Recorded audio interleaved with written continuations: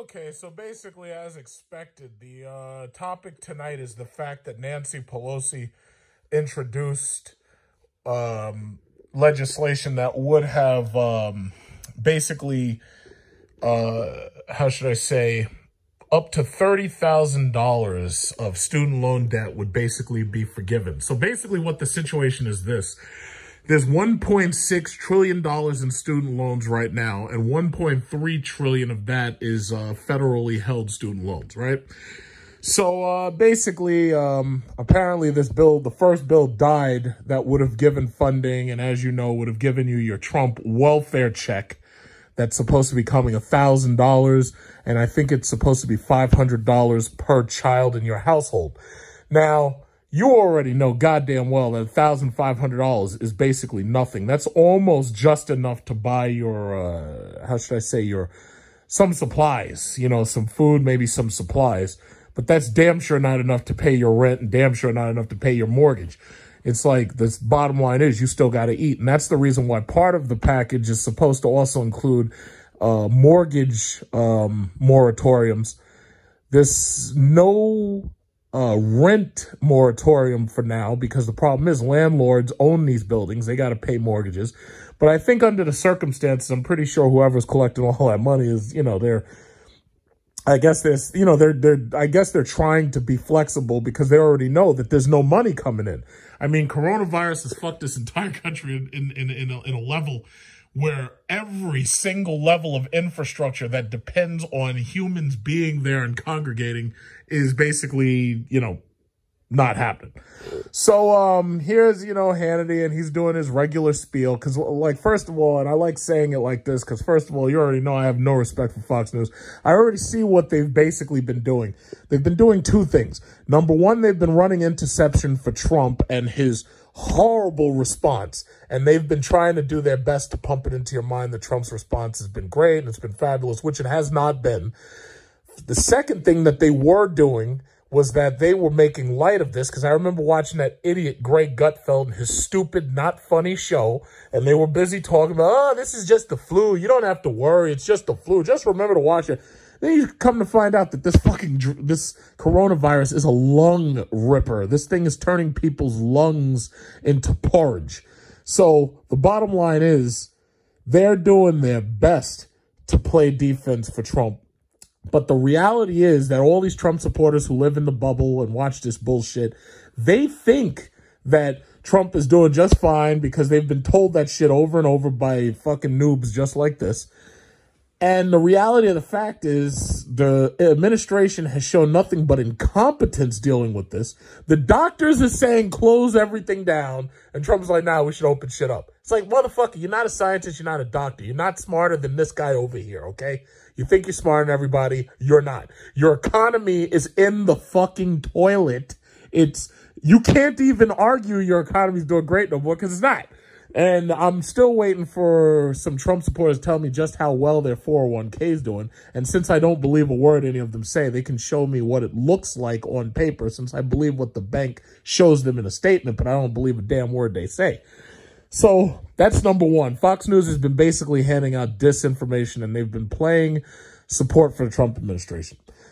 The second thing they've been doing is trying to cast all the blame on China. Now, I don't know where you stand on that one, but the simple fact is viruses exist. Viruses are always going to exist. And every couple of years, we're going to face something just like this, regardless where it comes from. They did the same thing with West Nile virus. They did the same thing with Zika. You know, they're always, you know, oh, it's coming from outside and this, that, and other. And it very well might be. But the bottom line is our economy, as you can see, depends on people working together and international shipments and all that. You can't do everything internally without sooner or later something goes wrong and fucks up your infrastructure. And basically now you're seeing that what it is. So as far as Nancy Pelosi's thing, I just basically wanted to give my side of it. As far as I'm concerned, some level of student loan forgiveness is absolutely going to be necessary. I never knew exactly what student loan forgiveness was going to look like, but I knew that one of two things was going to happen. I knew that either people were going to vote in whoever was promising them student loan forgiveness, i.e. somebody like Bernie Sanders or Elizabeth Warren, or I always knew that sooner or later the government would have to do something about it because the economy would be in a rut. When you're talking about student loans, you're talking about something that, granted, these people have spent way too much money and this, that, and other. But here's the problem. We've got to get past that now, because now you're sitting in $1.6 trillion of loan debt. If they are spending their last dime on student loans, they can't buy anything else. They're not buying cars. They're not buying anything. They're not supporting the economy because they can't. Just paying back those debts is not really supporting the economy. It's keeping a couple of loan institutions afloat. It may be helping the colleges, but it's not keeping this economy alive. So ultimately, they were promising, the Democrats were trying to get up to $30,000 worth of forgiveness. Now, that would help a lot of people who went to local schools for undergraduate degrees. It wouldn't help those people who went to these away schools, these party schools, and they're paying $60,000, $70,000, $80,000, $100,000, $300,000 worth of loans. It's not going to help them at all. It's going to knock, what, $30,000? That's a drop in the puddle. That's nothing. But the bottom line is the Republicans, they want to bail out all these companies, the airlines, the cruise industries, all these companies. And they already know that they'd have a revolt on their hands if they, if the people see them try to bail out all these corporations, but not bail out the people.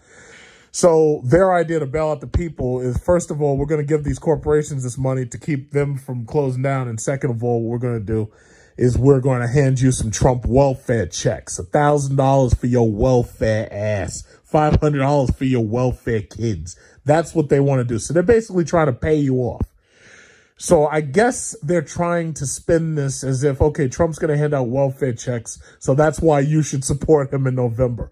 Well, if you haven't already learned your lesson and you go out there and vote for this again, then you absolutely basically deserve to lay your head out like a chicken on a chopping board and get it cut off by a big-ass machete. You deserve it.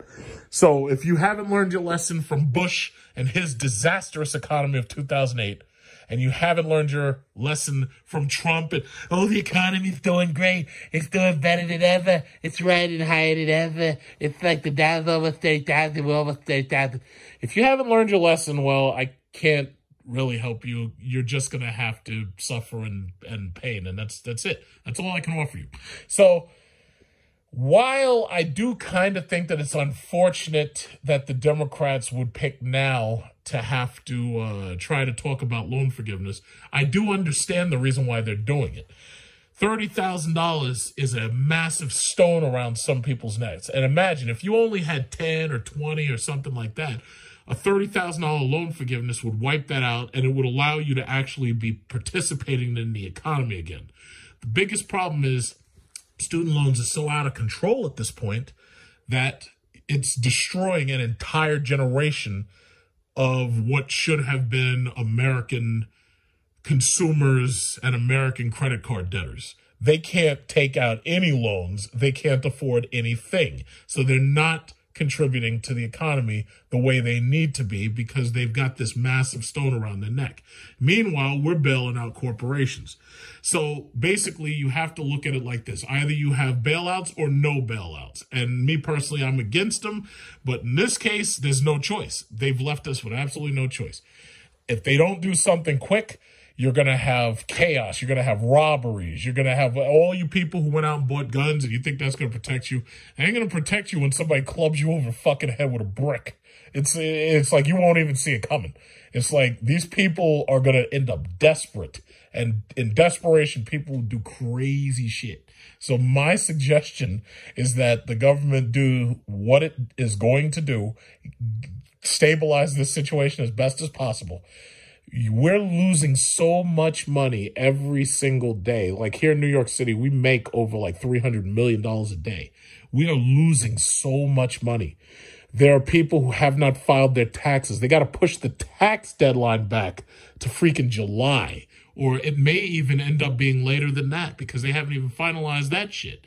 So we are in a situation right now where basically it's like I don't even know what the next couple of months are going to even look like. I wanted to go on vacation. I had it all planned out. It was a $3,000 air ride on Asiana Airlines to go to the Philippines and Bali. It was going to be $3,000 round trip. I was going to have a condo for $600 just like I did last year. I don't even know if we'll be able to fly in 2 months. I just don't know. And there's so much uncertainty that is what's killing the market. We're up to almost 17,000, if not past 17,000 deaths. More than 350,000 people are confirmed sick, which if it's that many, it's probably really in the millions. The problem is we can't test everybody because we don't have the test. So we're in a situation where it's just going to get uglier and uglier and uglier, and people are going to lose their shit. It's like you've got cities that want to cut people's electricity off and can't because you're in the middle of a crisis. It's like people didn't pay their water bill. They didn't pay their electricity bill. And it's not their fault. They were trying to work. Trump said, oh, the economy's doing great. The economy's wonderful. Everybody got a job there. Unemployment. Coronavirus came up in here and turned that shit upside down. And that's just where we are. So all I can say is that hopefully these Democrats put together something that does alleviate these student loans. Because, I mean, listen, if you're going to put together a $4 trillion bailout, Trump was talking all this shit. Oh, yeah, well, this is not a socialist nation. It's never going to be a socialist nation ever. Now he's going to be signing his name on the largest bailout ever in the history of man. The largest bailout in the history of man. Trump's going to be signing his name to it. So if you can bail us out for $4 trillion, you might as well throw on another 1.6 and pay off these fucking student loans. Because ultimately the dollar's going to shit. It's like, it doesn't matter if you pay it off or not. The dollar's still going to shit. It's just that if you do pay him off, you'll be at least unlatching and unchaining this current generation from, not being able to be participatory in the economy. Now, the thing that bothers me is that bailing them out now will just entitle these schools to make more loans, and we'll just have another generation that has to end up being bailed out 5 or 10 years from now. So, you can't let it fail, because it's like if you're in an airplane, the airplane's on fire. As much as you may not like Boeing and their 737s, if you're in an airplane that's on fire and you're in the plane, you want to do whatever it takes to make the plane land as safely as possible. Now, you may never ride with them again, but you definitely don't want the plane crashing into a freaking mountain or into the sea. So you've got to do something, whatever's in your power, to make sure that that plane lands, even if it's as little as just sitting in your seat and shutting the fuck up. If you can help the pilot, help the pilot. But bottom line is you're on the plane. You don't want it to crash. So, everybody's going to be talking all this smack. You got Hannity talking smack, Tucker Carlson talking all this smack. Everybody's talking smack. Mark Levin talking smack. So that's what it is. You see facts over fear. The fact of the matter is, ain't a damn thing you can do about it. So you better just pucker up your asshole and get ready. Because that's all there is. That's all. I don't know what it's going to look like a year or two from now. Something tells me it's going to get rough.